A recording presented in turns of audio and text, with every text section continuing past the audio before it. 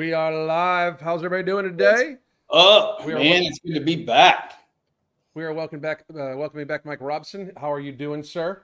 Man, I can't complain. It's the end. Listen, it's the end of the day, which means no more clients, no more phone calls, no more craziness, right? I hear you. I'm good. Right after this, I'm sitting down with the wife, and we're gonna probably have like a evening treat, and then we're just gonna go to sleep and sleep in. We don't have early clients tomorrow, so it's just very nice. That's the best. We do a lot. We do a lot of like I have clients in Beirut, I have clients in Japan, stuff like that. So sometimes it's like 4 a.m. our time to Dude, talk to them. it's crazy. I was just talking because we got a group that is doing a crypto project, right? And so they pulled our animals into this project, right? Yeah. And I was just telling the guys, like, I remember the days back when I used to write white papers and all the technical papers for cryptos and coins and all this stuff that was happening.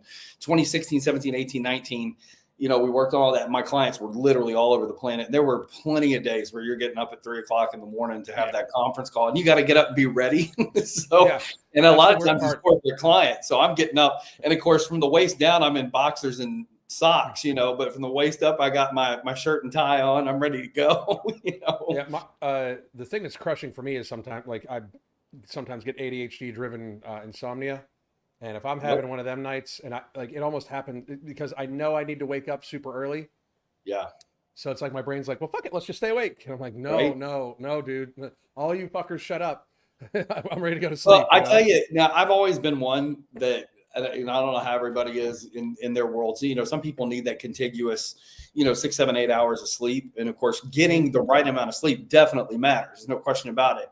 But I'm one after about 4 or 5 hours, man, my body just automatically is like, nope, we're done. Like, you need to get up and move. But what I have found is that it's actually very easy for me. So I generally am in bed at 9:30, 10 o'clock at night. And then I'm up at 2:30. So I'm sleeping 4.5 hours. But then I go to the gym, I work out, I come home, I eat, get my protein, all that kind of stuff, and usually lay back down for an hour and a half, 2 hours, and it's a great, I don't know, the cycle just tends to work for me. But I'm kind of like you though, because if I really know something's going on, I can't go to bed at night, bro. I can't fall asleep. No. Like I'm just ready. Like, let's go. I have to fight sometimes at night. I had a good friend texting me from New York last night. And she'd been up and doing TV shows and appearances and all this kind of stuff. She was texting me last night. It was a great conversation, but man, I was like in and out because I was falling asleep. But then I was like, I just need to sit up and just have this conversation. I didn't. I resisted. I just put the phone down. I didn't get up this morning. I'm like, I'm sorry, I fell dead asleep. But it's like, who needs to sleep? That's what my brain tells me. Yeah, like who needs it? And then my body's like, you do, bitch. Exactly. I used to be able to just kill it. Like, and that's one of the things. That's one of the biggest differences. Like, I've always I think my ADHD is way more under control now because I've learned the techniques to use it. And but you kind of fight against it for the first I fought against it for until I was 30. You know what I mean? Which it just spins it up harder. Yeah, it just fucks it up harder. You need to find the thing. You need to find the ways to use it. So all of a sudden, when I started getting into the healthcare industry, this stuff caught my attention, and I'm able to just sit and focus on reading everything from studies, spreadsheets, numbers, budgets, everything like that, and just be totally absorbed in it. So that's where it turned into pretty good. And then I was able to utilize that for just still getting stuff done around here. So the ADHD is much better. I consider it a superpower now. I just wish I would have realized this shit earlier, because I could have maybe done more. I'm thankful I had some great mentors in my world. I mean, my dad being one of them, because he's the extreme end of ADHD. It's like, even today, I find myself at 45 years old on the phone with my father having a conversation, because we work together every day, but having a conversation. And all of a sudden I just hear, you can hear it in his voice. He's like, okay, give me a second. I need to make this call. I'm like, did you hear anything that just came out of my mouth? The funny thing is actually he does. And what I've had to do is sit back and learn from him how he's learned to process that. Cause I've got enough of it in me, to take it in. And it drives my husband crazy because he'll think that I'm completely tuned out or not hearing it. Then he'll be like, right. Then you'll answer him 5 minutes later. Right. Exactly. exactly. Yeah, Yep. I'm very, It was very, here the very whole familiar. time. I heard Yeah, everything. But yeah, what really drives me crazy, I don't know if this is ADHD or if I just got something really messed up with who I am. I don't know. But if I'm sitting in a room and there's 2 or 3 conversations going on, I hear yeah. everything that's being said in every conversation, and I can spin to that conversation and involve myself very easily. But it drives people crazy because then they're like, wait a minute, you were over there talking 2 seconds Yeah. ago. How are you over here doing this? And I'm like, I don't know. I just do. But sometimes I don't want to, because a lot of times there's conversation. I'm like, I don't want to be in that conversation. I don't want to Right, do right. that. I always explain it like, I have basically got like 5 voices, conversations, whatever you want to call it, going on like right here, like real close, right? Yep. And then each of those 5 have 5 to 10, and then Yep. each of those 5 to 10 have 5 to 10, and it's like, out and out. And that's why, like, sometimes I'll take neurotropic, like Mental Jewels from Ambrosia, Yes. amazing neurotropic, and it kind of like takes away a few. It focuses them in It more a does little bit hone for it in. me. I love that product, bro. Yeah, I've always got it on the shelf here. yeah. And That's Mike Rashid's brainchild for that one. It's amazing. I'm very, very, very, very pleased about it. it Like really is. I use it almost daily. I try not to use it too much because I don't want to depend upon it. I don't want Right. to depend upon anything for it. I want to be able to do whatever. But what I was saying to you before, on days where I don't sleep well, because that's the weird thing. Like when I was younger, with my ADHD, 3 hours of sleep, right as rain, Right. motherfucker. I'm absolutely good. Let's get this shit done. That Yep. just means I get a second workout today. Let's go. It's leg day. Exactly. But now it's like my body's just like, hey, bitch, you need some sleep. Right. You need. Mine doesn't you even need ask anymore. Like 3 days ago, I had one of those days where my alarm went off, and I don't even remember remotely turning it off, snoozing it, nothing.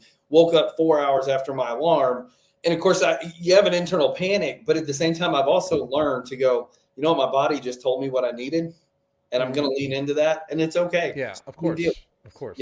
That's a day that's my rest, and I needed it, and my body just said, if you're not going to listen, we'll just take care of it. But I'd rather it work that way, because I've obviously seen, I have good friends who burnt their adrenals out, Yeah. working so hard to keep up that pace, and it wrecks your whole world, man. It wrecks your life if you don't listen and tune in and take care of yourself. That's why that's what you were saying, how like, people get adrenal fatigue and stuff like that. That's one of the reasons why I think that Adderall is the wrong treatment for ADHD. Yep. Because we're already, like, I don't need meth, man. Like, the energy is not my problem. It's almost like if you have something shaking, right? If you try to, like, instead of like trying to stop the shake, they try to speed up the shake to a point where it just does that, where it looks like it's not shaking, but whatever. I just don't find that to be as fruitful. No. And I also, I've talked about it many times before. I think that ADHD is not a disability of any kind. I refuse to call it a disability, but I don't even think it's a problem. I just think it's a phenotype. Like our type of people would have been the hunters, because like I can go into like hunting in the woods. I hear fucking everything. Yep. Like I see everything, and Yep. it really helps. It makes me a good hunter. Well, But in at the same- leadership, when we were building organizations, and back when I was in startup and fintech and everything, we would take guys through, this kind of training thing. You would bring a team in, right? And one of my jobs was kind of train the team, and you're trying to identify really who's your CEO, who's your operational guy, but the operational guys are usually the guys that are more ADHD, because they have to touch so many things, right? But they have to execute them at the same time, or at least begin the execution, right? Right. That's the edge of the ADHD thing, right? Like some guys, my dad's one of them. He'll execute all the way to the end, and he'll have 15 projects going. He's totally fine with that. I'm on the slightly different end of that spectrum. Is I will get that thing started 15 different ways, but I need 15 different people who are ready to see that thing through, right? But you identify that, and you help people see that, because you've got your people in the room who, like you say, when you walk in the woods, you hear everything. And in life, whether it's your family, your business, whatever it is, trying to help people understand that when you're hearing all those things, but there's also those people who walk in the room and the only thing they heard is that blue jay that's 3 trees over on the 5th branch, right? And they're tuned into it, and that's a gift too. Because I didn't hear I heard the blue jay, I didn't know it was a blue jay. It's a problem. Right. I hear So, you. It's identifying those things about ourselves, and then reminding ourselves it's actually, good Lord, my mother has this conversation with me on a regular basis. She's like, sometimes you got to slow down and ask somebody to help you do something. You don't have to complete it all. It's like, I'm like, yeah, but I'm in my 40s, Mom. You're not supposed to tell me this stuff anymore. It's like, Too it's just funny. those reminders. But she is the one that heard the blue jay on the 5th branch and 3rd tree back. And that's all she heard when she walked in the forest, So, Well, yeah, I mean, it's an interesting thing. Somebody said ADHD and autism spectrum are part of an umbrella term, neurodivergent. But I don't think it's neurodivergent. I don't think I diverge. I think I just think faster. yeah, Like, no, I mean, I don't. like it's the same thing. It's the same thing. Like, I mean, if true ADHD, like, don't get me wrong, like, there's a difference between like hopping a kid up on sugar and then claiming they're ADHD. That's not the case. That is Right. just a way to sell Side effects. pharmaceuticals, if you ask me. Yeah.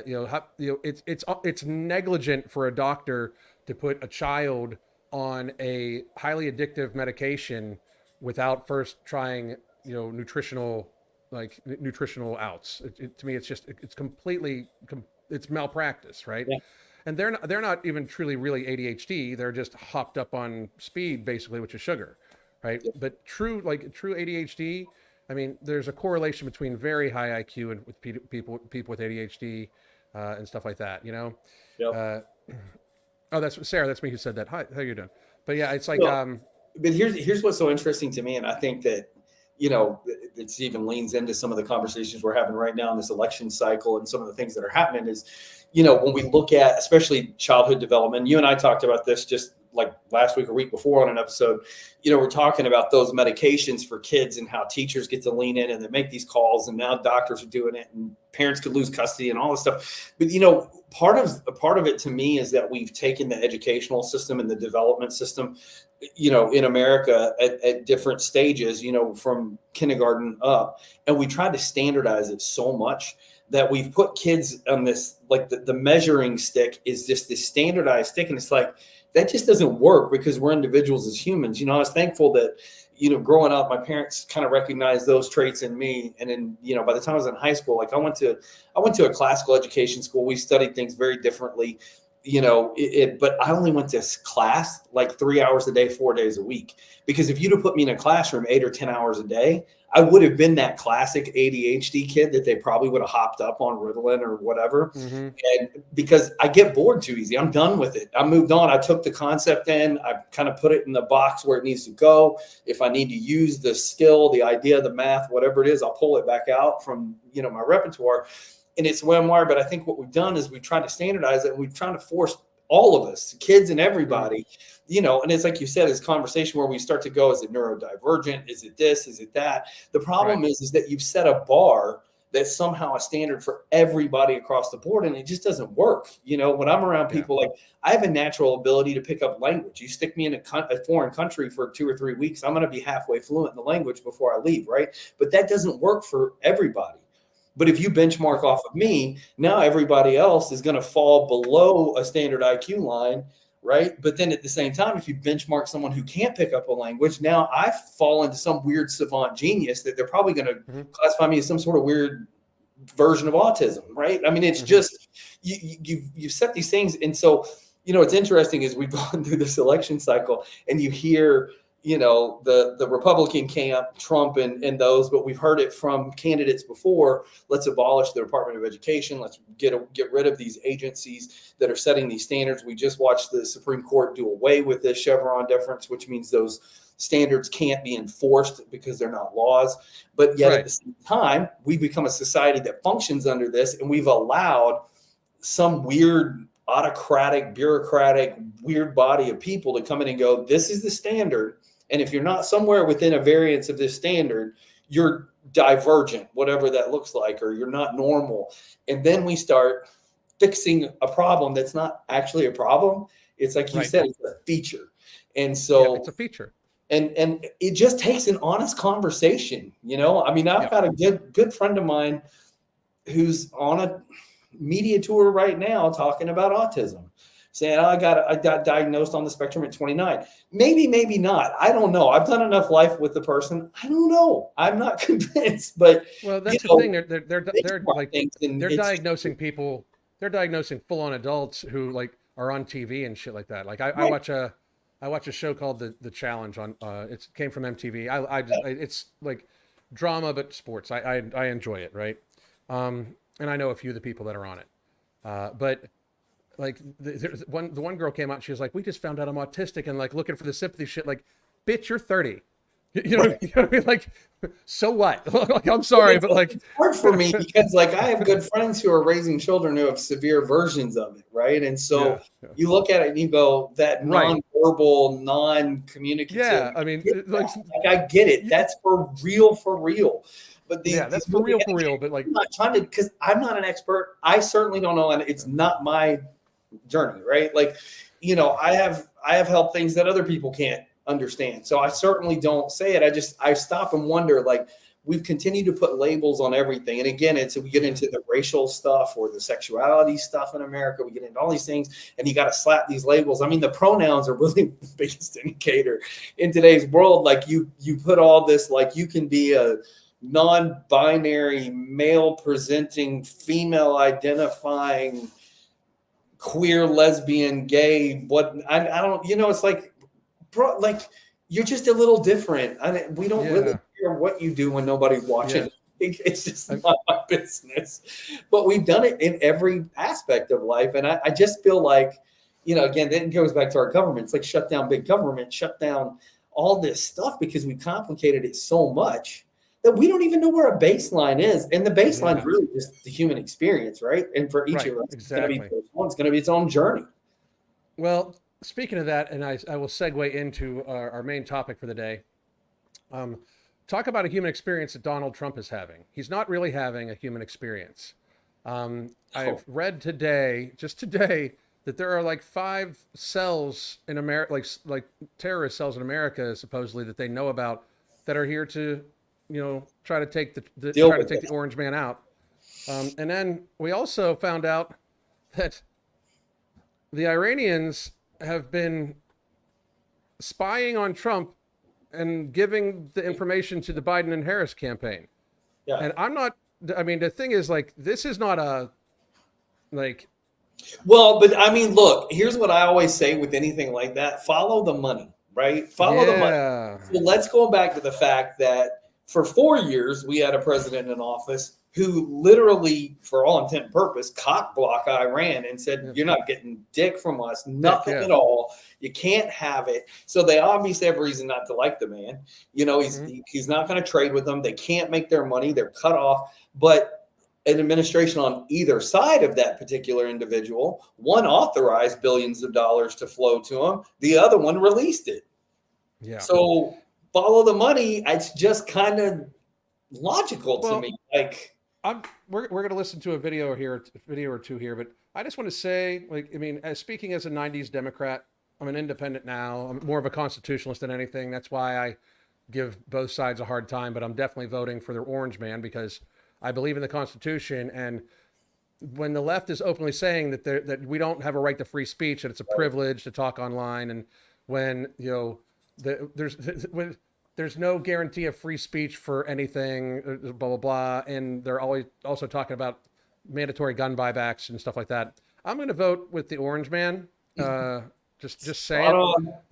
But I just need to point out, if you needed anything more, as a 90s Democrat, even though I wear a shirt all the time that says "Stay Violent," that means that, like, we should always be ready for violence, and I always stay ready for violence, no matter where I'm at any given time.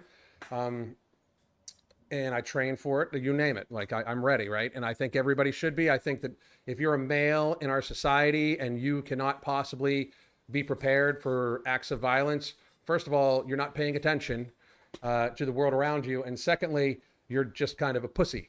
But well, I mean, look, you know, that again, let's talk about Iran. I mean, we'll dive into the Iran thing in depth, and I know you talked about it, but I mean, the exploding pagers thing, and the Iranian funded terrorists. You know, you just sit. Listen, I spent enough time literally living for weeks and months in Lebanon, in Israel, in that part of the world, where you sit back and go, literally, like for most people, because Americans are in that like fourth turning kind of thing where we're so far removed from active combat and real conflict, real life, dangerous, violent conflict. And yet you go to those countries, and I mean, how many times I had to go run to a bomb shelter? How many times you did think, if we're driving this direction, do we need to go another way because the missiles are going to come? Like, we're not far from that in this country, because again, right now we're not. These attempts takes the orange man out, which they I just don't know what's they're not going to stop. They're not going to stop trying. They're not going to stop. So you just don't know what's going to happen. And the truth is, you can't fully, I mean, unless you put him in a 12-foot thick concrete bunker, you know, buried 30 feet underground away from all of humanity, you can never guarantee somebody's not going to somehow pull something off. But if it happens, I really do believe it's a trigger for active violent responses within our country, where when somebody goes, January 6th was so violent. No. That was knocking over some barriers, some smoke bombs, some rubber bullets. Yeah. Ashley Babbitt got shot and killed, but you know, like, that's not what we're talking about. No. That's just a rumble, a brawl. That's nothing. Yeah. Our fight. I mean, but that's what I think they want. Like, I've also said, that's what I think that's what they want in order to, they want a violent response from the right. So then they can declare martial law, and then take the guns and shut down the Constitution. Right? You know, this thing about for those of you that weren't aware of what we were just talking about, apparently Israel intercepted a shipment of pagers to people to Iran, and they rigged them so they could send it a message and make them explode. And something like 4,800 people were injured, and a lot of people killed, civilians also too. Like that's why we should, in my mind, I know Trump was talking about how we need anti-Semitism to stop, and I know that Trump kind of stumps for Israel. It's none of our business, frankly. We should get the fuck out of it.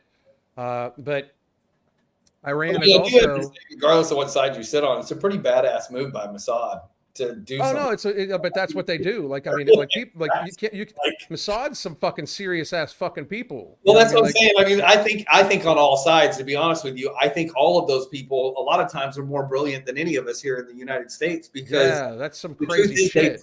But the other part is they're ballsy, whether they're on the right side or the wrong side, they're doing something. They're doing shit. They're not just holding up signs. They're not just making posts on social media. They're not just running their mouth. They're actually doing something. But you're exactly right. It's not our conflict. It's never been our conflict. And listen, I am raised as a Southern Baptist Christian religious household. You know, Israel's definitely on the pedestal the way I was raised, but not your conflict, and not your 100,000 years of bitching and fighting over a plot of land. It's just not going to be fixed, and it's not our problem. And we sure don't need to be funding it.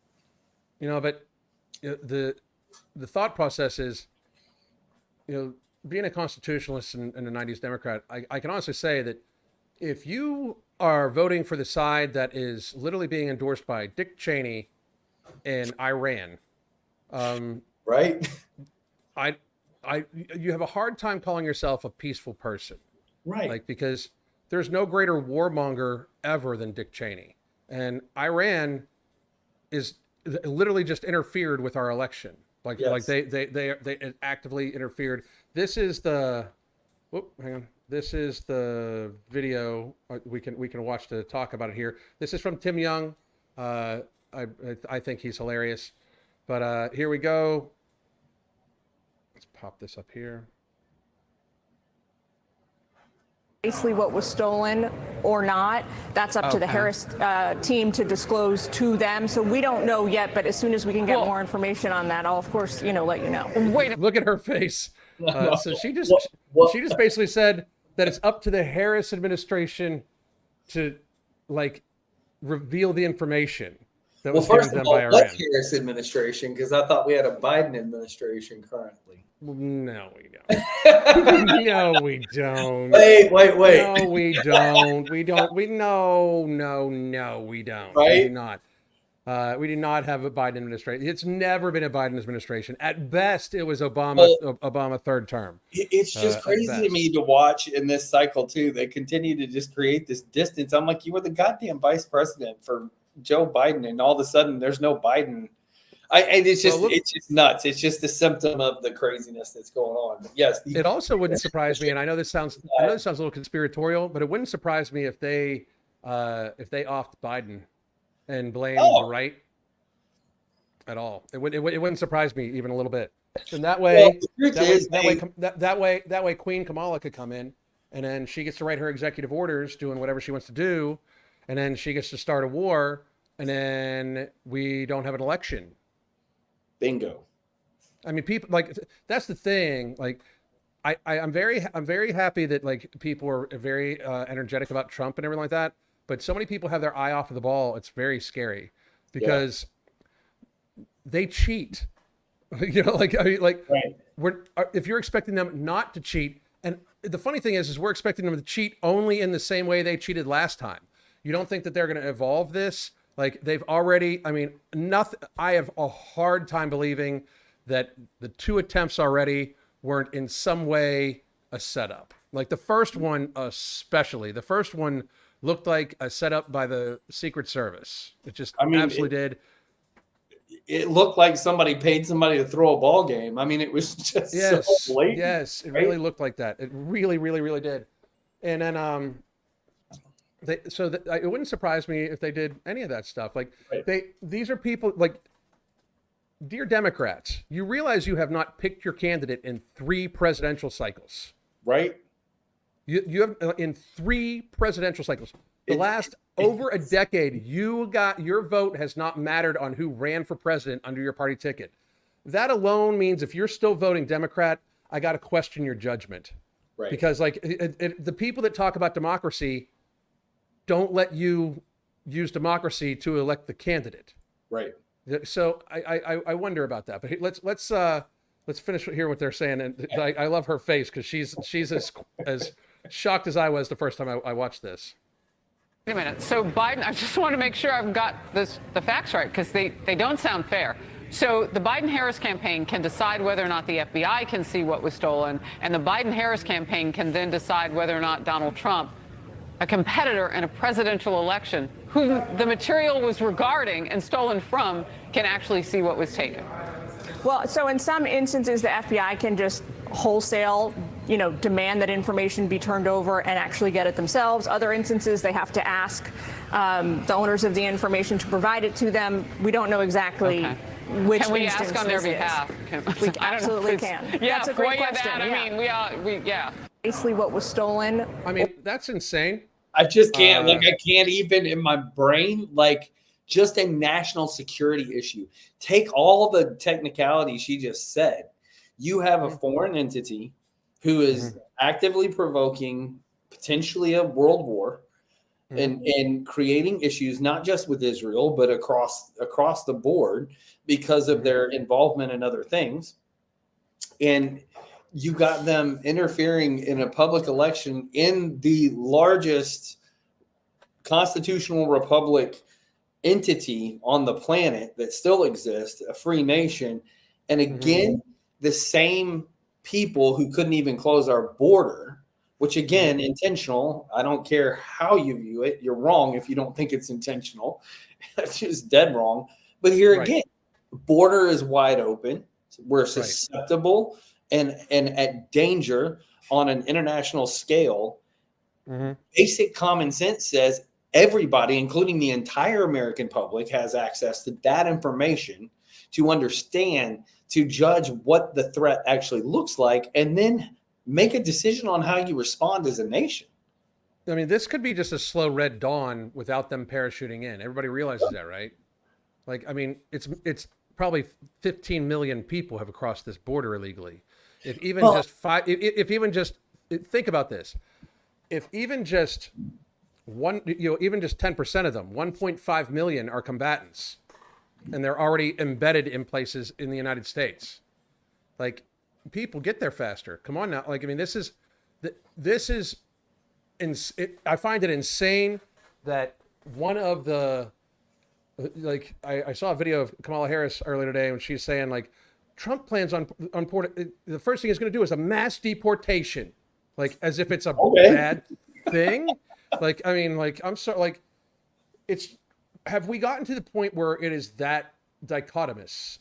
See, what's so funny to me is you'll get up there and you'll say that, but if you go over the last 4 years, and like this is very personal to me because I have a daughter who's from Haiti, and we've had, I mean, she's been in the country for 10 years legally, and yet still can't finish the full citizenship. Right. And part of it is because every time you turn around, one administration's changing this to the other, but specifically under Biden Harris, they started deporting Haitians. You remember we had the whole thing down in Texas where they were whipping Haitians and they were doing all this stuff. And then they just loaded the planes up, shipped them all back and said, get out of here. And said, right now, we're not going to process asylum, visas, nothing for you guys. Then just shipped all these people back. So it's really funny to me that you're going to come out and decry something like a deportation when, in fact, every time you did hit a bump that was a public atrocity, you loaded up the planes and you shipped everybody back where they came from. Right. So it's this wacky, strange thing to me. But I mean, we see it over and over again. And it like you said, it's this slow red dawn, which, again, I think across the board, when you look at the state of our nation, right, when we talk about all those agencies, we talk about education, we talk about the way, you know, like Democrats being completely just absent-minded. I don't know about the fact that your Democratic vote doesn't actually determine your candidate, right? And what we've seen is this generational shift over 3 or 4 generations towards a communist Marxist ideology that's guiding those sitting at the helm of leadership in this country, where they're some of them are so indoctrinated they don't know what they're doing, and of course the average voter has no clue either, because they've been given those little pieces along the way, just enough to make them feel comfortable. So when the next one comes along, they go, oh, that makes sense, that makes sense, that makes sense.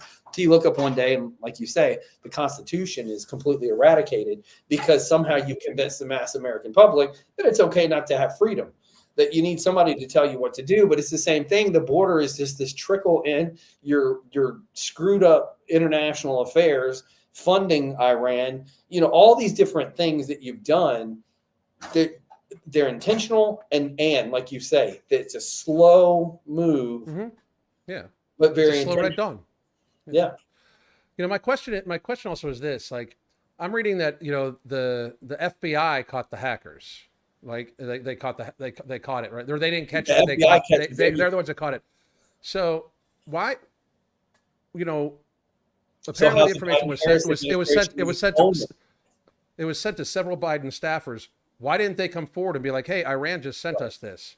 So since they didn't come forward, seems to me like that's treasonous compliance to. Yeah, that's election interference, treasonous compliance. Yeah, I would agree. I got another video we'll watch through here. This is about 3 minutes long, so give me a sec. Let's get back to And here we go.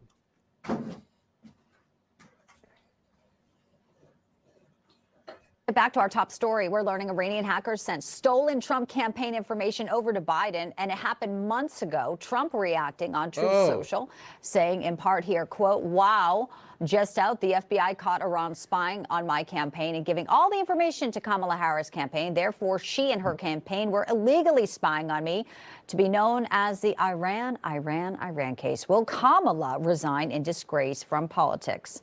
Of course, don't hold your breath. Let's get this and reaction. So this happened several months ago, and then they did not come forward.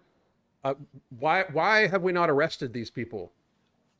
I mean, literally, because you spent how many hundreds, if not millions, if not billions of dollars over the course of the last almost 10 years, chasing down a literal fake assumption that Russia had this partnership with Trump, that we all know Adam Schiff and everybody else pulled out of their ass and paid campaign fund money with, that Hillary got away with a slap on the wrist and a $35,000 fine because she funded a $300,000 dossier research project to fake a Russia.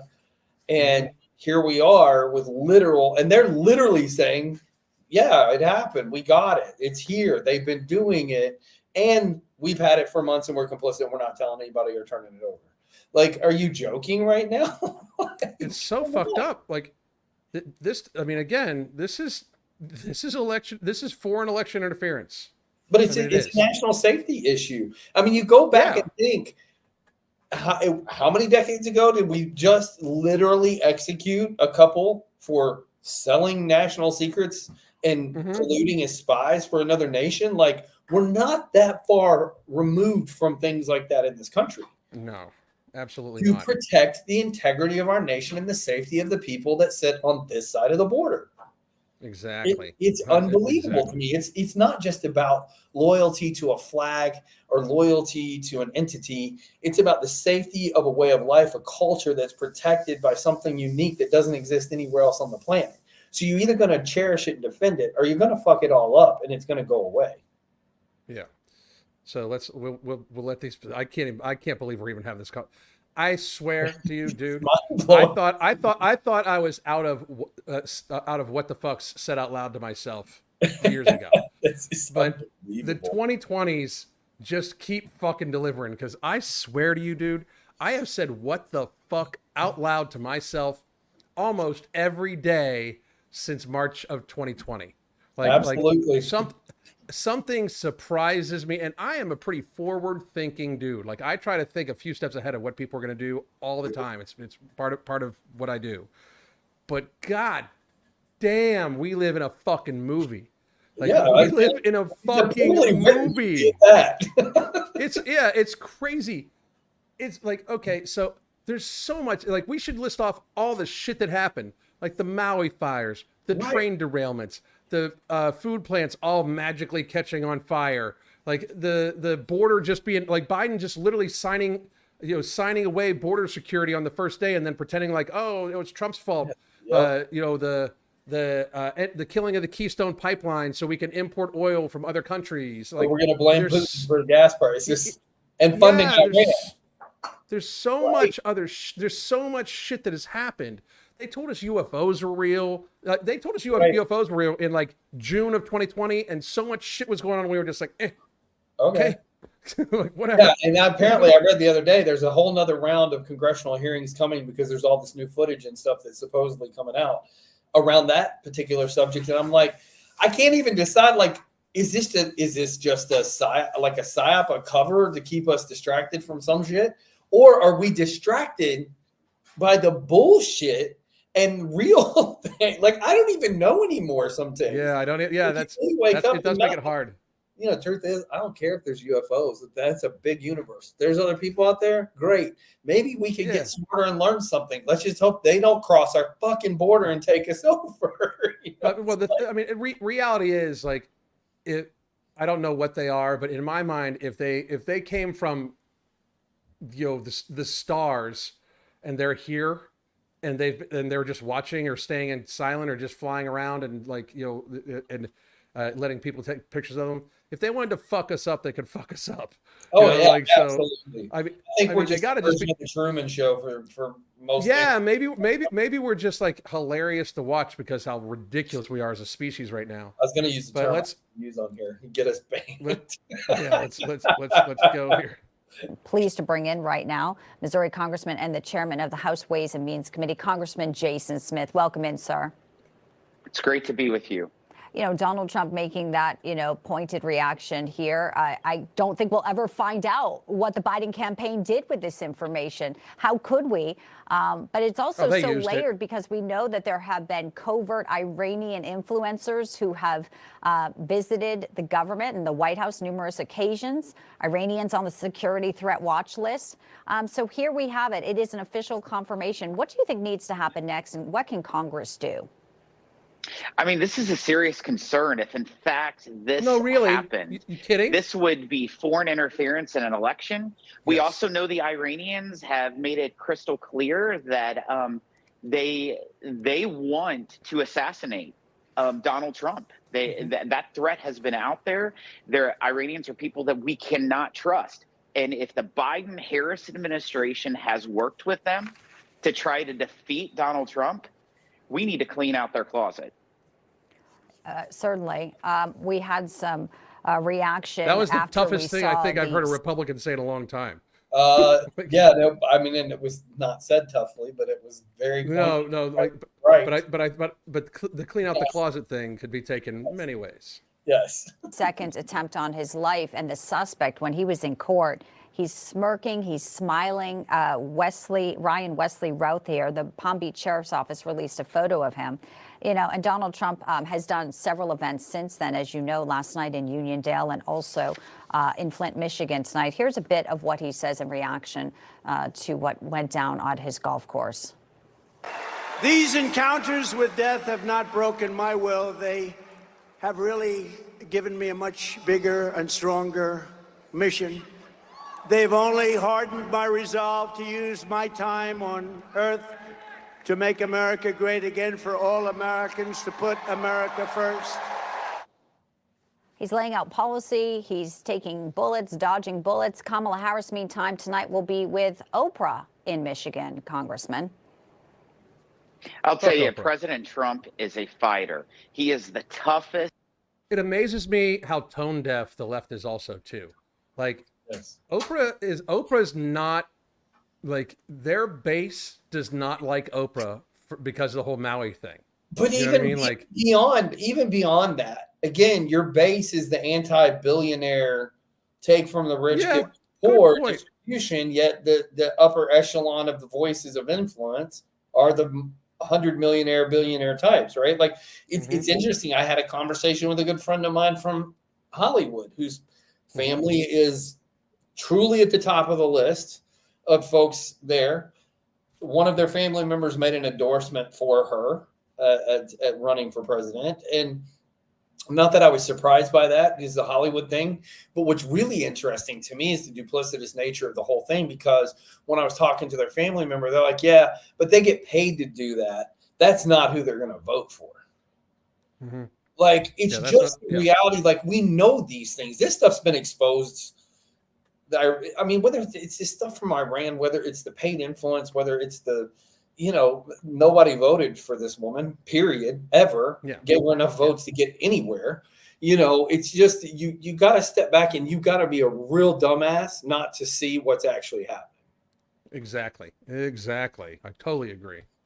Political leader that I have ever worked with in my entire time in public service, and to survive 2 different assassination attempts and to continue to lead and fight without tripping up anywhere. I'm super proud of him. Our country needs him.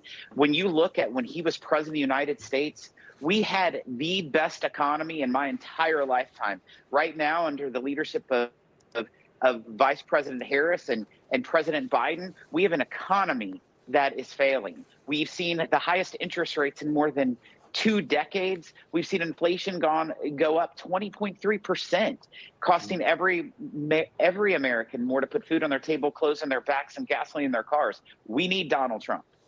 Let's talk about the reaction to the Federal Reserve cut, 50 basis points. Kamala Harris has been criticized by not, talking about anything besides this opportunity economy that she's talking about, when she's not, in fact, stealing ideas from the Donald Trump campaign, like no taxes on tips.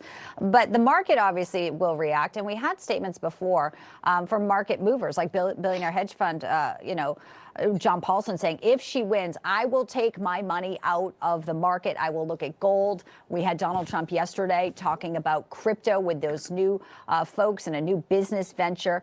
There's a lot in play when it comes to the economy, and there's 2 different paths depending on who regains the White House. Vice President Harris's plan is just an economic crisis. Okay, you look at what her and Vice President has done to our economy. It has been devastating. Yeah, I mean, we don't need to listen to that anymore. But I just think it's like, I mean, what a weird. Literally, time. I'm like, how do we not, like, how can anyone in a position of leadership? I mean, we know why. We know why, because it's this blatant choice to manipulate the system. But how you can somehow, anybody on the other side, on the left, on the Kamala Harris side, can sit there and spew this bullshit about Trump and the false accusations and just assume all these things. And yet you have literal proof, and you have the actual person saying, Yep, it happened. And you Yeah. can't point the finger at your own side and go, hey, I think we're all a little fucked up here. Maybe we need to hit a giant reset button. Yeah, it's so strange. Like, and there's so, like, I was arguing with people about COVID today. You know, like they're so brainwashed. Like it's when I say this all the time. Like, because right now they're very big on misinformation. Like, and Yeah. they're setting up the ban X and everything like that, right? Yes. Like, if I'm so wrong, and I say this to a lot of people, if I'm so wrong by using the data from the CDC and the World Health Organization, if I'm so wrong, why can't you debate me about it? Why must you just label me as wrong? Because who gets to, like, deciding who gets to label stuff as misinformation is the problem. The government labeling a bunch of stuff as misinformation that turned out to be false, like Right. like their label was false. That is like comedy that fucking writes itself, people. It's That is amazing to me. It is amazing to me how people don't see this. They are the last fucking people that should be deciding what we get to say. Yes. They are the last fucking people that should be deciding what weapons we get to own. You should be able to go through almost the entirety of your fucking life with like almost no contact with the federal government, because the concept of federal government is to protect our borders, provide common defense and a standing military, and to protect our rights from the states. And we have gotten so far past this, so far down the road, people forget that that's what their job is, right? We turned back into the autocratic, totalitarian Yes. bullshit we walked away from. Yeah. Actually, No, we're way worse than that. We're way worse than that. Like, we held a revolution for a 2% tax on tea. right. You know, like, I mean, It way really past is. that. It's just, I just don't understand. Like, and I do think, I know there's a lot of folks that talk about this a lot, that concept of the fork turning, that you get so many generations removed from a conflict that really does impact it. I don't know. Was World War I or II even necessary? Were they not just bullshit that started some of where we are today? I don't know. But we are definitely far enough away from a civil war, revolution, things that determined the core values that our country stands on, that most people, short of experientially happenstance, that you ended up somewhere, lived somewhere because of work or choice or whatever, that was fighting for their literal existence. You're so far removed from the idea that freedom is that valuable to protect, and you've become so dependent on a system that says we'll just take care of it so you don't have to, that you've made everyone lazy. Granted, I'm not crazy about some of these billionaires, the Bill Gates types, what they do with their influence and their money.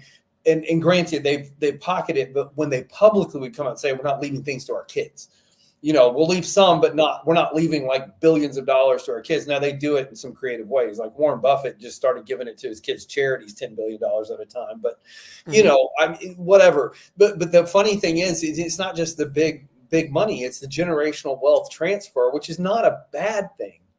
No, but when you hand off without the call to step up and make a purpose for your life and stand for something, which is what we've destroyed in this country, then you create that dependency and people become lazy. Then they depend on the system. Then, and I think this is a lot of where we are, because I want to believe, and I hope I'm not wrong about this, most Americans really aren't as dumb as they appear, but they're afraid because they're so far removed. That's what it is. Yeah. From what it takes to fight for it and to be willing to put in the blood, sweat, tears, and time to get somewhere, to build something worthwhile. And they're so afraid of not having for a period of time that they're paralyzed in fear. So they only have one choice in their mind, which is pick the one who says they're going to keep me in my comfort.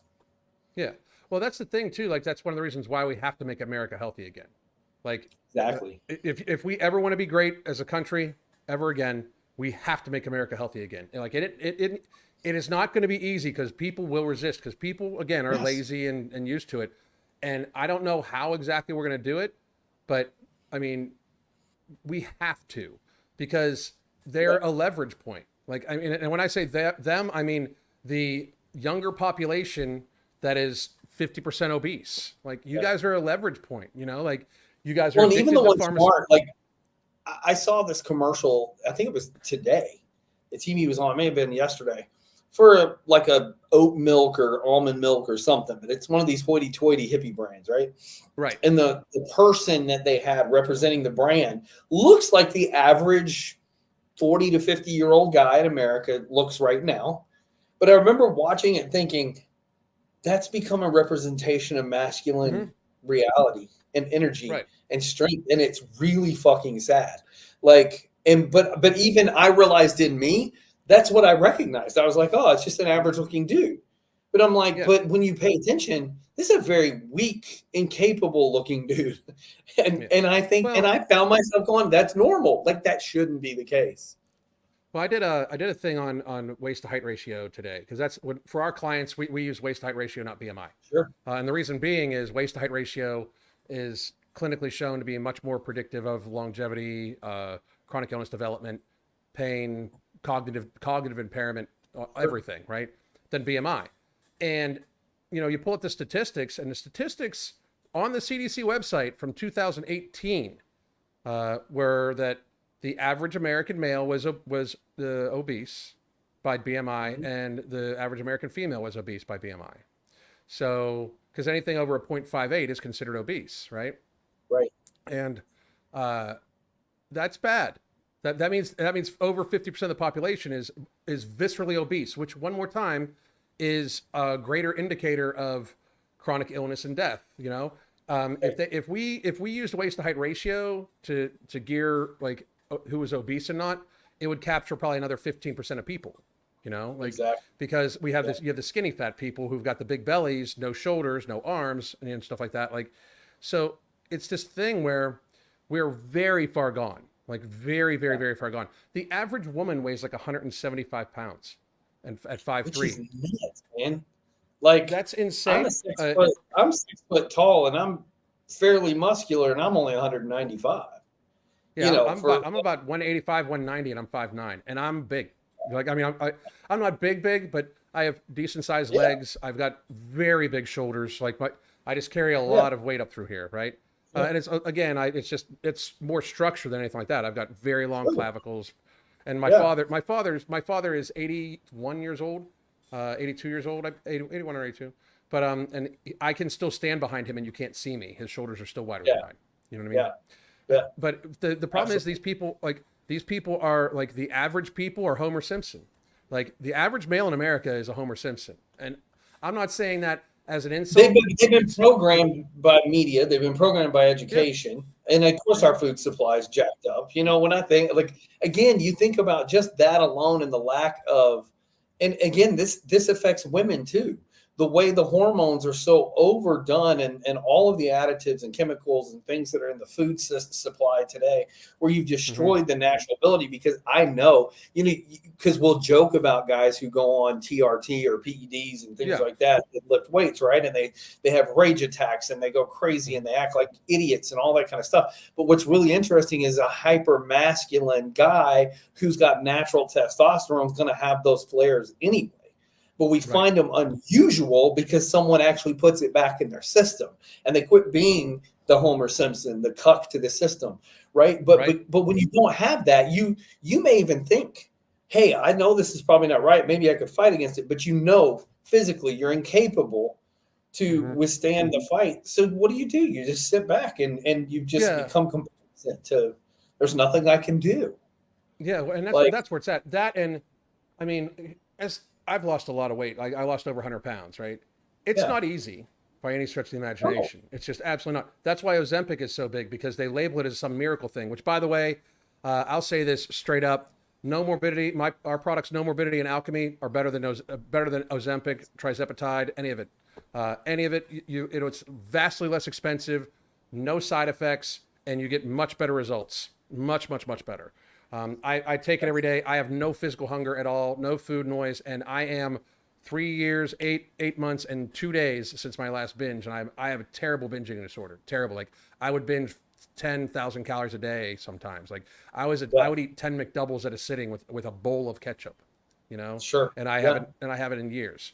So, but I just think that's what it is. Like, people are so weak right now, and they realize the the distance between where they're at and then the best they can get to seems very, very far, especially for most. Like, I was about 300 pounds, but I was also squatting 575 pounds. I was military pressing 275 pounds. You know, like I still had a lot of muscle on me. So I even now, like, it's not like my body still doesn't have it. I've got a little loose skin around my lower belly that doesn't go away until I'm fully shredded, stuff like that, right? But these folks are like 300 pounds, low muscle mass. Like, they're going to lose this weight, and they're not going to look the way that they think they're going to look. Luggage. Yeah, they're not going to look the way they think they're going to look, and they know it. Like, they know it. And these people, like, most of these people that are very big, especially in their 20s, 30s, and even early to mid 30s, most of these people grew up not working out at all.